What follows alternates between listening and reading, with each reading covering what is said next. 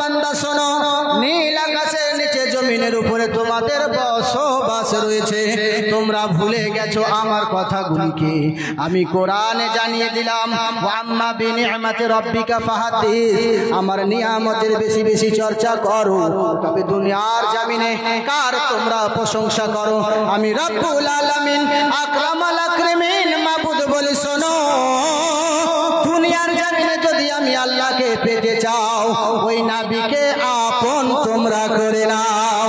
ওই নবী বিনে যদি দুনিয়ার জমিনে কাউকে আপন করো, কেউ তোমার আপন হবে না।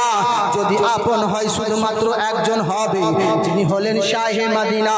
আমার আল্লাহ রাব্বুল আলামিন বলছেন, তোমরা ফলো করতে হয় দুনিয়ার কোন নেতাকে করো না, যদি ফলো করতে হয় তো মুহাম্মাদুর রাসূলুল্লাহকে করো।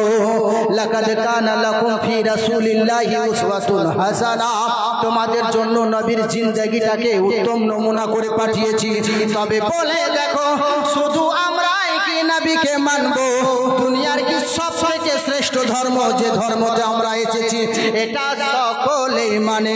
আপনার কিনা কিশোর সেন সর্বপ্রথম কালকে তার মোহাম্মদ একটা বই লিখে, আপনার কিনা সুশান্ত ভট্টাচার্য নবী আলমে গায়েব সম্বন্ধে একটা বই লিখে, ওই সুশান্ত ভট্টাচার্য নবীর জন্য বলছে, শোনো, সমস্ত ধর্মগ্রন্থ ঘেটে দেখলাম, আমি রামায়ণ বলো, মহাভারত বলো দেখে নিলাম, আমি ত্রিপিটক বলো, জিন্দা বিস্তা বলো দেখে নিলাম, আমি কালকি পুরাণ ভাগবত পুরাণ বলো দেখে নিলাম।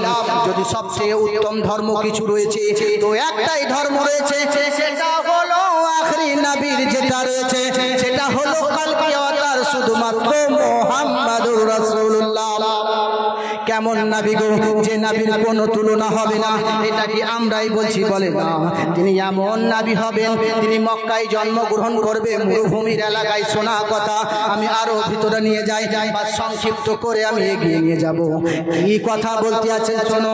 বাসুদেবাঙ্গারা গীতি পূর্ণ গন্ধাল স্পর্শম, তিনি এমন নবী হবেন যে নবীর শরীর থেকে সুগন্ধময় খুশবু জড়াবে। তিনি যখন জন্মগ্রহণ করবে, সবচেয়ে সুগন্ধময় খুশবু তার বডি থেকে ছড়িয়ে যাবে। তিনি কেমন নবী হবেন বলছে, শুনে রেখে দাও।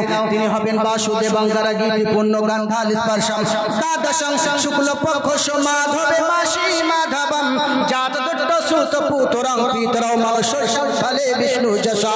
আল্লাহর তরফ থেকে আসা, সেই মহান স্রষ্টা হওয়ার তরফ থেকে আসা সেই একজন মহামানব হবে, তার নাম হবে অহমদয় হা, তাকে আসমানে আহম্মদ বলবে, জমিনে মানুষ শহীরে অর্থাৎ মোহাম্মদ বলে চিনবে।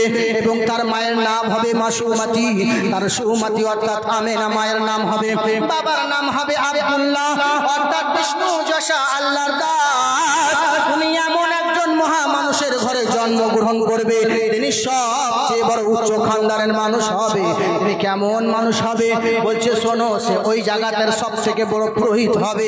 আব্দুল মুত্তালিবের ঘরে জন্মগ্রহণ করলেন, আব্দুল্লাহর জিন্ন কুটিরে জন্মগ্রহণ করলেন। তিনি স্বয়ং আল্লাহকে দিদার করে নেবে।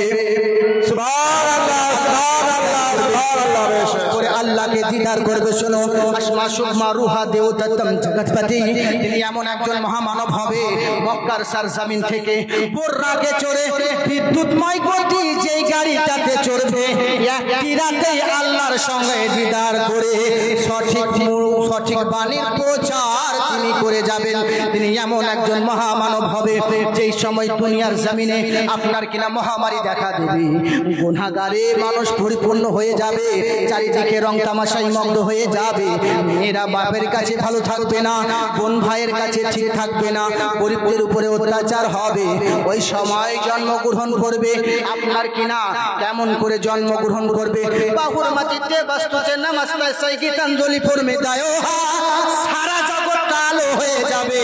আর আলোর মনে সৃষ্টি করে আল্লাহ পাক তাকে পৃথিবীতে আবির্ভাব করে দেবে। তিনি এমন একজন মহামানব হবে, যার কোনো তুলনা হবে না। বলে কেমন হবে? পশু যার কথা শুনবে, গাছে যার কথা মানবে, মাছে যাকে সালাম করবে, সর্প এসে হাওয়া করবে, হরিণী পায়ে চুমা খাবে, বাঘে ছাগলে এক জায়গায় পানি খাবে। তিনি এমন মানুষ হবে যার কোনো তুলনা হবে না।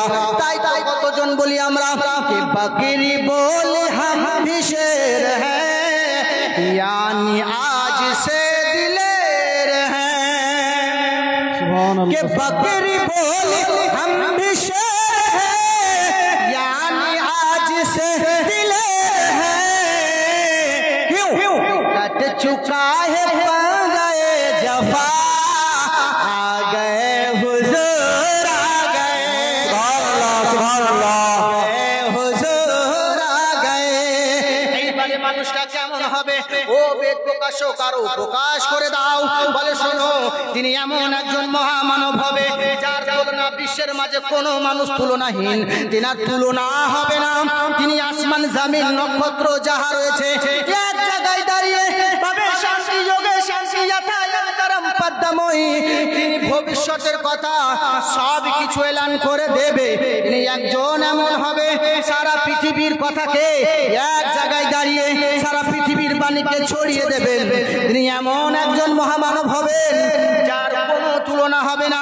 বলতে আছে বেদ প্রকাশক শোনো, তেনার কাছে সবচেয়ে বড় ক্ষমতাবান যেটা হবে, আল্লাহ পাক তাকে অলৌকিক করে পাঠিয়ে দেবে, অলৌকিক করে পাঠিয়ে দেবে। সুবহানাল্লাহ সুবহানাল্লাহ। বেশক সময় কম, এর আগে যাব না।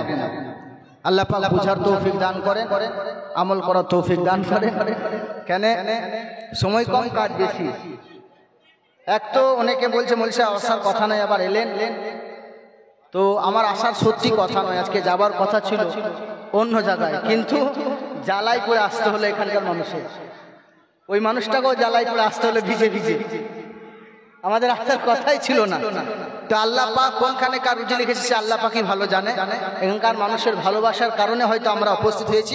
তবে বলার চেয়ে বেশি শোনার এবং আমল করার চেষ্টা করবো ইনশাআল্লাহ।